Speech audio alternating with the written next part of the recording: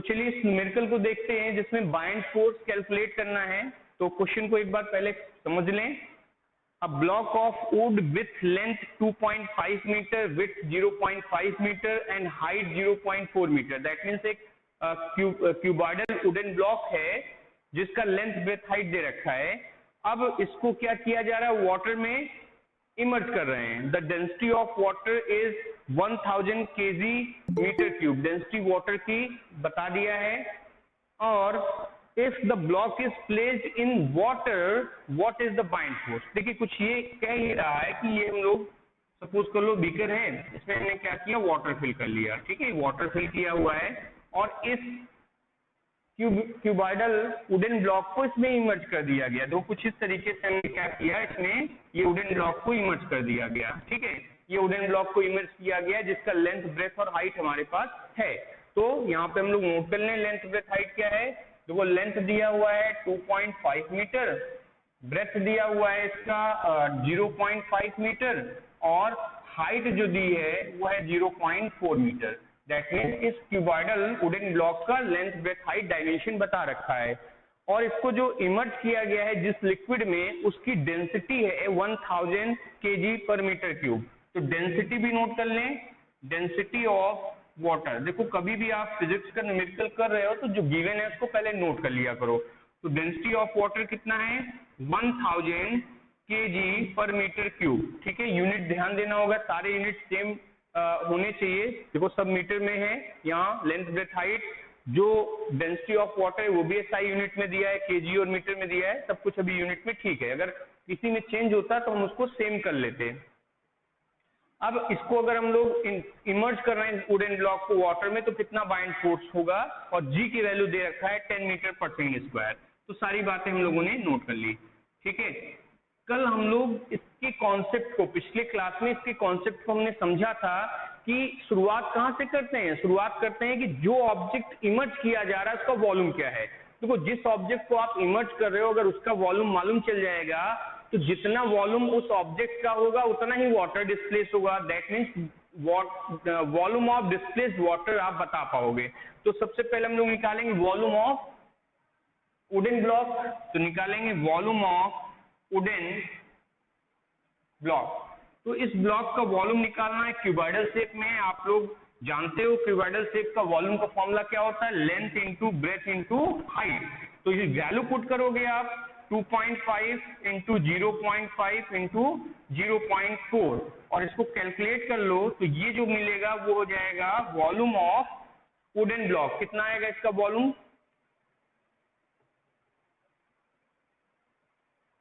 तो इसका जब वॉल्यूम कैलकुलेट किया गया तो ये वॉल्यूम आया 0.5 मीटर क्यूब। तो 0.5 meter cube is the volume of this cuboidal block, wooden block. ठीक है, अब क्या करेंगे, जब वॉल्यूम ऑफ वुडन ब्लॉक आपने निकाल लिया तो जितना वुडन ब्लॉक का वॉल्यूम था उतना ही तो वाटर डिस्प्लेस हुआ होगा। सेकेंड पॉइंट में हम लोग क्या करते हैं, अब डिस्प्लेस्ड वाटर का वॉल्यूम निकालते हैं जो कि इक्वल होगा उस ऑब्जेक्ट के वॉल्यूम के जिसको इमर्ज किया गया। तो वॉल्यूम ऑफ डिस्प्लेस्ड वाटर, देखिए वॉल्यूम ऑफ डिस्प्लेस्ड वाटर भी कितना हो जाएगा 0.5 मीटर क्यूब। तो आपने लिख दिया therefore volume of displaced water 0.5 meter cube. तो आपने ये मालूम कर लिया जो वाटर डिस्प्लेस हो रहा है उसका वॉल्यूम हो गया 0.5 मीटर क्यूब। क्या करेंगे, अब मास निकालेंगे। ठीक है, पहला पॉइंट उस ऑब्जेक्ट का वॉल्यूम मालूम होना चाहिए। दूसरा पॉइंट जितना ऑब्जेक्ट का वॉल्यूम होगा उतना ही वाटर डिस्प्लेस होगा, उतना ही वॉल्यूम का। हाँ, तो वॉल्यूम ऑफ डिस्प्लेस्ड वाटर आपका हो गया 0.5 मीटर क्यूब। और अब हम लोग को निकालना है मास, मतलब जो वाटर डिस्प्लेस हुआ उसका मास क्या है। तो मास के लिए फॉर्मूला आपको बताया गया है, हो जाएगा वॉल्यूम इनटू डेंसिटी। ठीक है, तो क्या लिख लेंगे, मास ऑफ डिस्प्लेस्ड वाटर। ठीक है, तो ये हो जाएगा मास ऑफ डिस्प्लेस्ड वाटर के लिए फॉर्मूला आप यूज करिएगा वॉल्यूम इनटू डेंसिटी।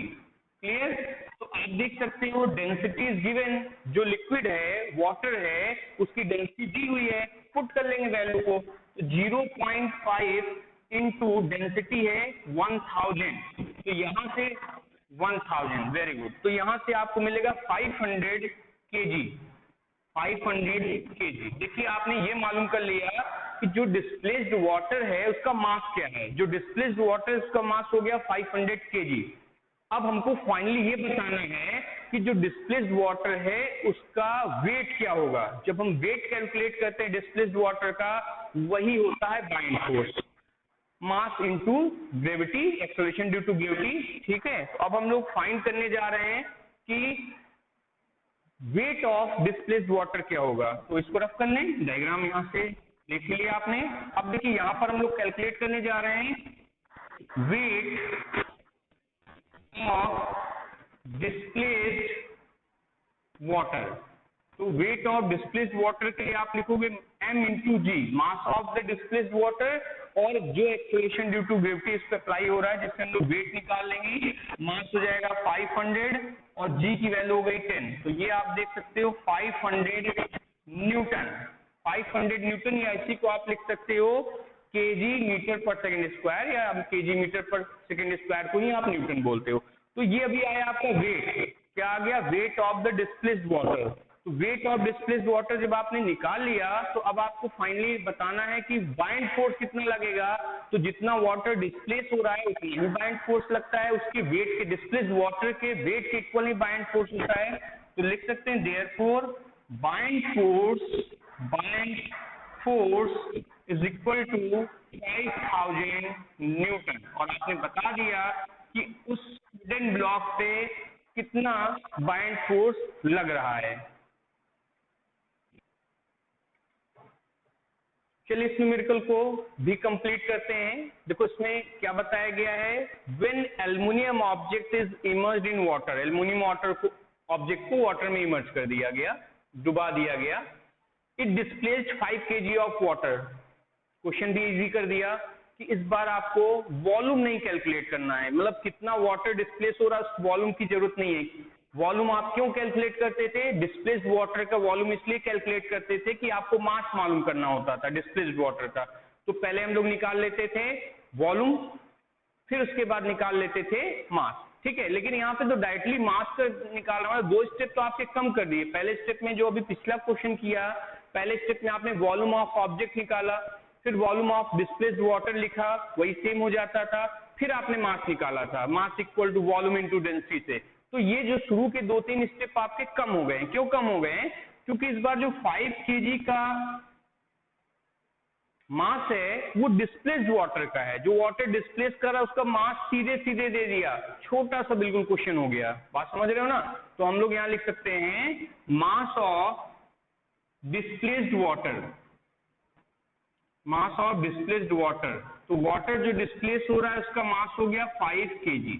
ठीक है, तो ये बात तो हम लोग यहां से शुरू करें। जब डिस्प्लेस्ड वाटर का मास 5 kg है तो इसका हम वेट निकाल सकते हैं। तो भाई डिस्प्लेस्ड वाटर का मास 5 kg है, तो उस डिस्प्लेस्ड वाटर का वेट भी अपन निकाल सकते हैं।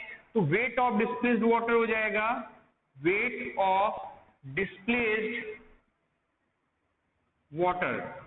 तो इसका वेट फिर से हम लोग लिखेंगे m इंटू जी। तो मास हो गया देखो 5 kg का, और g की वैल्यू आपको यहाँ पर बता रहा है 10। तो यहाँ पर 10 लिख लिया। दैट मीन्स 50 न्यूटन का वेट आ रहा है डिस्प्लेस्ड वाटर का। जो डिस्प्लेस्ड वाटर है उसका वेट कैलकुलेट किया, जो कि आ गया 50 न्यूटन। तो जितना डिस्प्लेस्ड वाटर का वेट होता है उतना ही बाइंड फोर्स लगेगा उस ऑब्जेक्ट पर। तो therefore buoyant force is equal to weight of displaced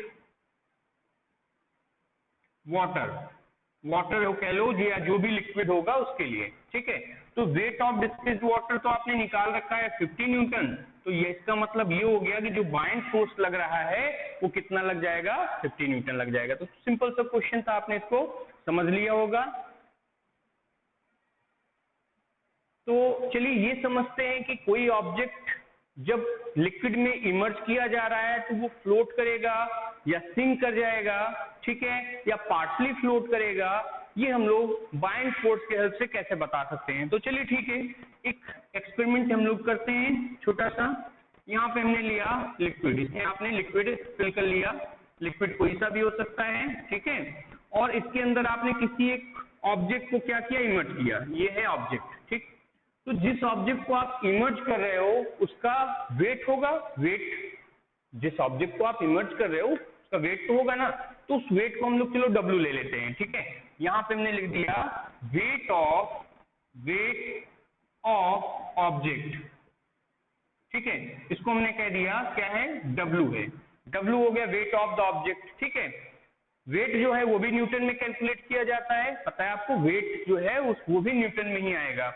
अब इस ऑब्जेक्ट पर एक बाइंड फोर्स लग रहा है जो कि अपवर्ड डायरेक्शन में लग रहा है, उसको हम लोग क्या एज्यूम कर लें, फोर्स है, F ले लें। चलो यहाँ पे हमने कहा कि यहाँ पर एक बाइंड फोर्स लग रहा है जो कि F न्यूटन का है, F न्यूटन का। तो जो बाइंड फोर्स है, बाइंड फोर्स, इसको हम लोगों ने कह दिया F न्यूटन। ये दोनों न्यूटन में है, ये भी आपका न्यूटन में है और ये भी न्यूटन में है, ठीक है ना। तो यहाँ पे देखो दो फोर्स हैं, एक तो डाउनवर्ड लग रहा है नीचे की तरफ, आप देख सकते हो जो वेट ऑफ ऑब्जेक्ट है वो किधर है, नीचे की तरफ, जो कि ग्राउंड की तरफ जा रहा है, और दूसरा है बाइंड फोर्स जो किधर लग रहा है, ऊपर की तरफ। बस इसी के रिलेशन से हम लोग ये समझ पाएंगे कि जो ऑब्जेक्ट है वो फ्लोट करेगा या सिंक करेगा। चलिए पहले केस में देखते हैं। फर्स्ट केस क्या हो सकता है कि फर्स्ट केस में ये हो सकता है कि चलो जो बाइंड फोर्स है वो ग्रेटर कर लेते हैं। बाइंड फोर्स, देखो इन दोनों को कंपेयर करना है, इससे आपको पता चलेगा कि ऑब्जेक्ट फ्लोट करेगा कि सिंक करेगा। बाइंड फोर्स जो F लग रहा है उसको बोलते हैं चलो ये ग्रेटर है किससे, वेट ऑफ द ऑब्जेक्ट से। That means if F is greater than W, F that means bind force और W means weight of the object। अगर लगने वाला जो बाइंड फोर्स होगा ऑब्जेक्ट के वेट से ज्यादा होगा तो ये समझ सकते हो ये फोर्स ज्यादा लगाएगा तो ये पार्शली फ्लोट करेगा। पार्शली फ्लोट का मतलब ये बाहर निकला हुआ होगा, इसका पोजीशन जो होगा इस समय यहां पर होगा, देखो ऐसे लिक्विड से कुछ बाहर निकला होगा, आप देख सकते हो यहाँ लिक्विड से कुछ बाहर पोर्शन इसका निकला हुआ है। तो दैट मीन्स जब लगने वाला अपवर्ड डायरेक्शन में जो बाइंड फोर्स है वो ज्यादा है then the weight of the object, तो वो पार्शली फ्लोट करेगा। ये क्या करेगा, पार्शली फ्लोट। इसको पार्शली बोलते हैं बिकॉज ये पूरी तरीके से नहीं इमर्ज होता है, तो इसको बोलेंगे पार्शली फ्लोट करेगा, ठीक है। सेकेंड केस क्या हो सकता है, सेकेंड केस ये भी तो हो सकता है कि जो लगने वाला अपवर्ड डायरेक्शन में फोर्स है, बाइंड फोर्स, वो वेट ऑफ ऑब्जेक्ट के इक्वल हो जाए, ऐसा भी हो सकता है। तो इस केस में F is equal to W जब होगा, लगने वाला जो बाइंड फोर्स है वेट ऑफ द ऑब्जेक्ट के अगर इक्वल हो जाएगा तो उस समय ऑब्जेक्ट क्या होगा, वो इमर्ज करके फ्लोट करेगा। दैट मीन्स वो फुली इमर्ज होकर के फ्लोट करेगा। इस समय इसका पोजीशन देखो क्या होगा, इस समय इसका पोजीशन ये जो बाहर निकला है वो बाहर नहीं निकलेगा, इस तरीके से अंदर ही बिल्कुल इमर्ज रहेगा, डूबा हुआ रहेगा वाटर में और वो फ्लोट करता रहेगा, ठीक है। तो ये फ्लोट करेगा, इमर्ज, फुली इमर्ज इसको लिख सकते हैं हम लोग, fully emerge and float. That means ये पूरी तरीके से डूबा हुआ होगा और तैरता रहेगा, फ्लोट करता रहेगा। दो केस हो गया।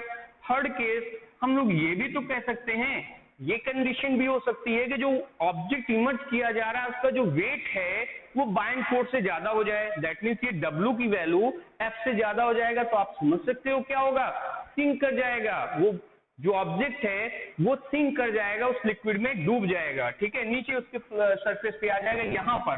तो थर्ड केस में जब F is less than W, that means इस बार weight of the object greater हो गया बाइंड फोर्स से, तो ये क्या करेगा, सिंक, इसको बोलेंगे सिंक कर जाएगा। अब ये पोजीशन यहाँ पे नहीं मिलेगा आपको। थर्ड केस के में आप देखोगे तो ये जो ऑब्जेक्ट है कुछ यहाँ आपको मिलेगा नीचे, ये ऑब्जेक्ट इस तरीके से उस लिक्विड में सिंक कर जाएगा। तो आपने देखा किस तरीके से बाइंड फोर्स को मालूम करके और वेट ऑफ ऑब्जेक्ट के हेल्प से हम लोग ये बता सकते हैं कि ऑब्जेक्ट फ्लोट करेगा कि वो सिंक करेगा, ठीक है। तो यहां तक आज आपने कंप्लीट कर लिया। नेक्स्ट क्लास में हम लोग इसके आगे कंटिन्यू करेंगे।